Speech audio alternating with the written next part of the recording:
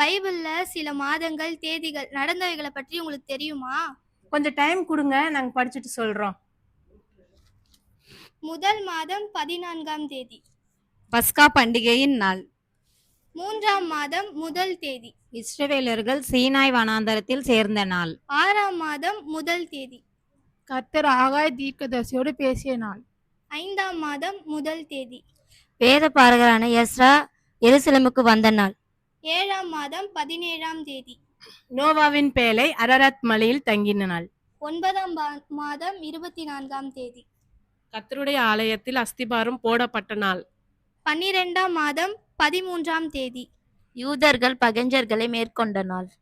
சரி, இதெல்லாம் கரெக்டா சொல்லிட்டீங்க. ஏசப்பா வருகை வரப்போகுது, அதெல்லாம் தெரியுமா உங்களுக்கு? அதெல்லாம் யோசிச்சு பயமா இருக்கு. ஏசப்பா வர வருஷம், மாசம், நாள் இதெல்லாம் கொஞ்சம் பைபிள்ல இருக்கா, கொஞ்சம் பார்த்து சொல்லுங்களேன். மத்தேயு 24:44 சொல்லுது, நீங்கள் நினையாத நாழிகையிலே மனுஷகுமாரன் வருவார், ஆதலால் நீங்களும் ஆயத்தமாயிருங்கள்.